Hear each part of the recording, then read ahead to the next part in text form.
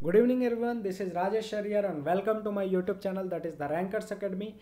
आज का ये जो लेक्चर है वो है क्लास 12 चैप्टर 2 सॉल्यूशंस का पार्ट 6। पार्ट 5 में हम लोगों ने क्या क्या पढ़ा था। पार्ट 5 में हम लोगों ने पढ़ा था कि सर पॉजिटिव डेविएशन और नेगेटिव डेविएशन में क्या अंतर होता है, एजियोट्रॉप किसको बोलते हैं। एजियोट्रॉप दो प्रकार के होते हैं, maximum boiling azeotrope, minimum boiling azeotrope. दोनों में सर हमको एग्जाम्पल याद रखना है, बहुत इंपॉर्टेंट है। उसके बाद हम लोगों ने पढ़ा था कोलिगेटिव प्रॉपर्टी, वैसा प्रॉपर्टी जो कि सिर्फ नंबर पर डिपेंड करता है, नेचर पर डिपेंड नहीं करता। That properties which only depend upon the number of particles not on the nature of particles are known as colligative properties. चार कोलिगेटिव प्रॉपर्टीज होते थे, कौन कौन? आरएलबीपी मतलब relative lowering of vapour pressure, दूसरा एलिवेशन इन बॉइलिंग पॉइंट, तीसरा depression in freezing point और चौथा ऑस्मोटिक प्रेशर। बच्चे बच्चे बच्चे सीबीएसई वालों, आप लोगों के लिए बहुत ज़्यादा इम्पोर्टेंट है।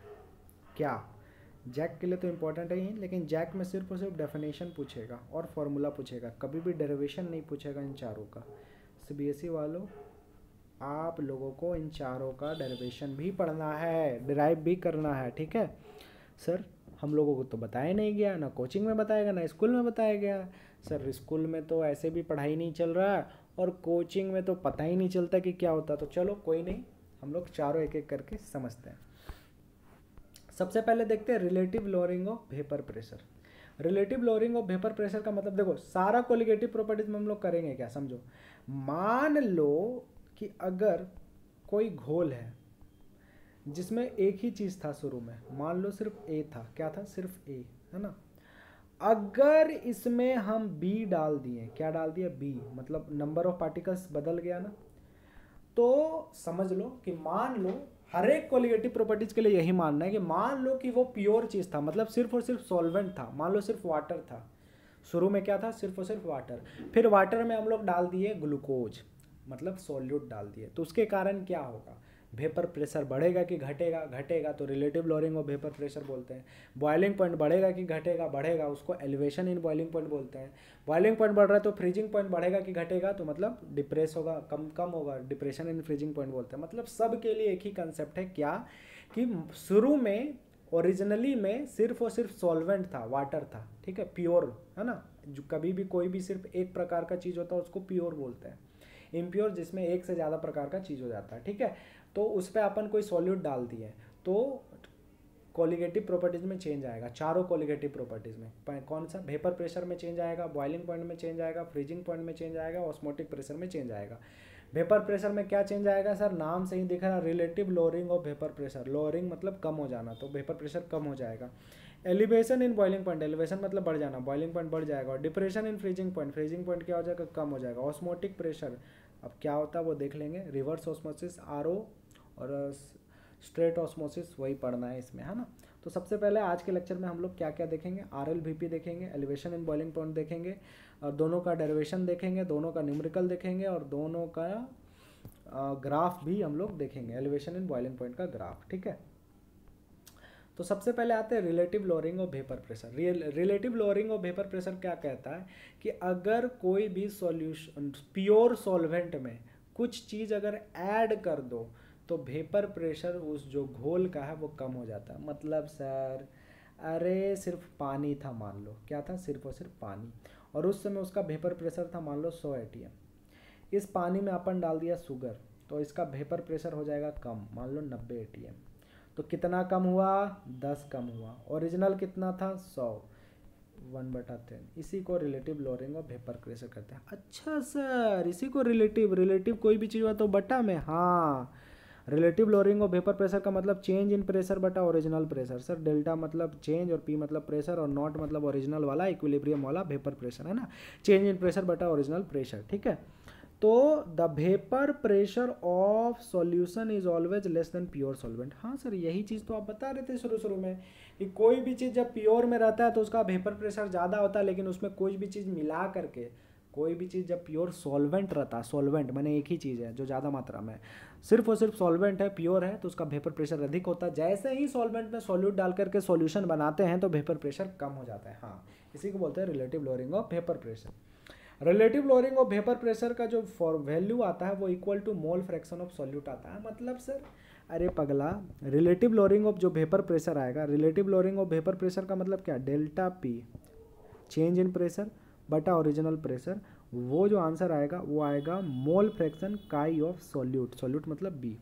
मतलब जितना ज़्यादा सॉल्यूट डालेंगे, डाल क्या रहे थे, क्या हम लोग ऐड कर रहे थे, सॉल्यूट, जितना ज़्यादा सॉल्यूट ऐड करेंगे उतना ज़्यादा वेपर प्रेशर में कमी आएगा। सर थोड़ा मोड़ा समझ में तो आ रहा है। अरे बच्चे ऐसे ही सोचो ना कि अगर किसी भी प्योर चीज़ में जब भी सॉल्यूट ऐड कर देते हैं तो उसका वेपर प्रेशर कम हो जाता है, जितना ज़्यादा ऐड करेंगे उतना कम प्रेशर होगा, मतलब उतना कम वेपर प्रेशर हो जाएगा। तो कितना कम हो जाएगा, वो किसके बराबर होता है, मोल फ्रैक्शन ऑफ सॉल्यूट के। चलो देखते हैं क्या होता है। तो देखो आपको थोड़ा समझाता हूँ इसमें सब कुछ लेट उठ करके, क्योंकि डेरिवेशन में आपको पता होना चाहिए कि पहले क्या है फिर बाद में क्या चल रहा है। मान लो ना कि पहले सिर्फ और सिर्फ प्योर सॉल्वेंट है, क्या है, प्योर सॉल्वेंट, वाटर समझ लो, एग्जाम्पल समझना है तो ठीक है, और उसका वेपर प्रेशर था पी नॉट, क्या था, प्योर का कभी भी पी नॉट लेते हैं। मान लो कि इसमें हम लोग सॉल्यूट ऐड कर दिए, क्या ऐड कर दिए, सॉल्यूट, क्या ऐड कर दिए, सॉल्यूट। तो सॉल्वेंट पहले से ही था, सॉल्यूट भी ऐड कर दिए, तो अब उसका प्रेशर हो गया पी ऑफ सॉल्यूशन, मतलब प्रेशर ऑफ सॉल्यूशन, ठीक है। और पी नॉट को हम लोग पी ऑफ सॉल्वेंट भी कहते हैं, मतलब प्रेशर ऑफ सॉल्वेंट। यहाँ सिर्फ सॉल्वेंट है और यहाँ पर सॉल्यूशन पूरा है, ठीक है। तो कम हो गया ना, तो कितना कम हो जाएगा, इन दोनों को अगर घटा दें तो कम निकल जाएगा विथ रिस्पेक्ट टू ओरिजिनल। तो ओरिजिनल में क्या था, सॉल्वेंट था बटा सॉल्वेंट, इसी को हम लोग बोलते हैं relative lowering of vapour pressure. ये किसके बराबर होता है, मोल फ्रैक्शन ऑफ सॉल्यूट के। अरे वही चीज़ यहाँ लिखा हुआ है।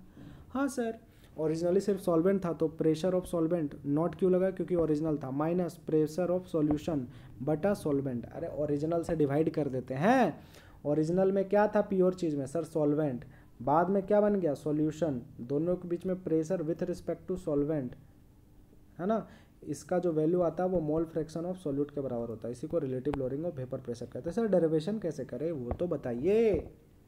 अच्छा, तो बाबू जब भी डेरिवेशन हो और वाइट पेज खाली दिख जाए, जब भी डेरिवेशन हो वाइट पेज, आप लोगों को तो पीडीएफ पहले ही मिल जाता है, जैसे ही वाइट पेज दिख जाए मतलब सर कुछ डेरिवेशन करवाएंगे और वो आपके एग्जामिनेशन के लिए काफ़ी इंपॉर्टेंट होगा। तो चलो करते हैं derivation of relative lowering of vapour pressure.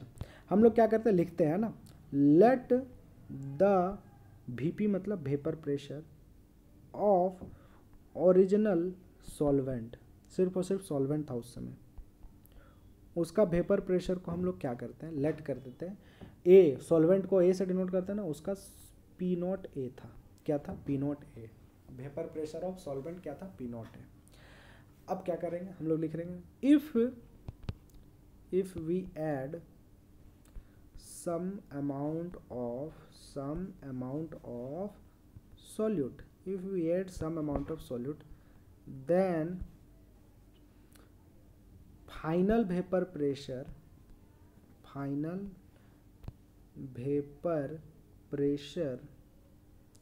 of, अब तो हम लोग सॉल्वेंट नहीं लिखेंगे क्योंकि सॉल्यूट भी ऐड हो गया, तो solvent plus solute solution is equal to, उसको हम लोग क्या मान लिए, पी ए। तो पी नॉट है ओरिजिनल सॉल्वेंट का प्रेशर और पी ए फाइनल सॉल्यूशन का प्रेशर। हाँ सर यहाँ तक तो समझ में आ गया। अच्छा, उसके बाद क्या, अब हम लोग लिखेंगे therefore change in vapour pressure या लोअरिंग इन वेपर प्रेशर कितना आया, तो सर ओरिजिनल वेपर प्रेशर क्या था, P nought of A, pressure of solvent, minus final कितना हो गया, पी ए। हाँ सर ये तो क्लियर हो गया, ये तो हमको समझ में आ गया कि P nought A minus P A, ठीक है। ये इसको लिख लो इक्वेशन नंबर 1। सर क्लियर है सर, इतना तो क्लियर है सर, ठीक है।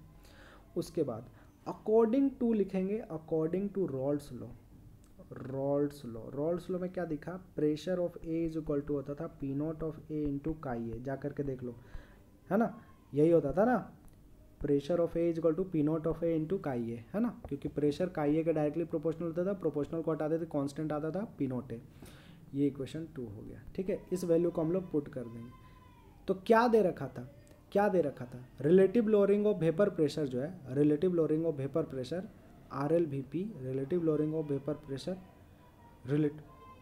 Relative lowering of vapour pressure, वो किसके वैल्यू के इक्वल था?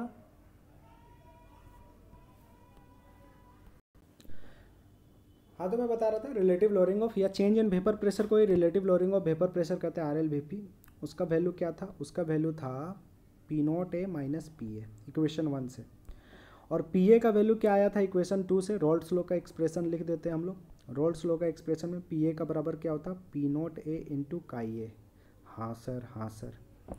हमको ये भी पता है कि सर काई ए प्लस काई बी का वैल्यू 1 होता है, तो काई ए का वैल्यू कितना हो जाएगा? 1 माइनस काई बी हो जाएगा। हाँ सर, हाँ सर, पुट कर दें? हाँ सर, हाँ सर, पुट कर दो। तो इसको बैक कर लेते हैं। तो हम लोग क्या लिखेंगे? अपन लिखेंगे देयरफॉर पुटिंग काई ए बराबर 1 माइनस काई बी। चलो पुट करते हैं, तो क्या होगा? तो ये हो जाएगा P0A माइनस P0A काई ए के जगह 1 माइनस काई बी। हाँ सर, ऐसा तो कुछ हो जाएगा। तो क्या हो जाएगा? P0A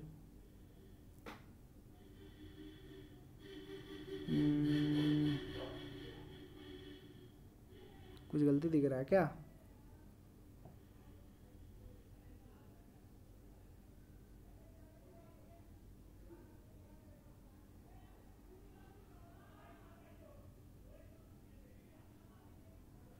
कुछ छूट गया लग रहा है,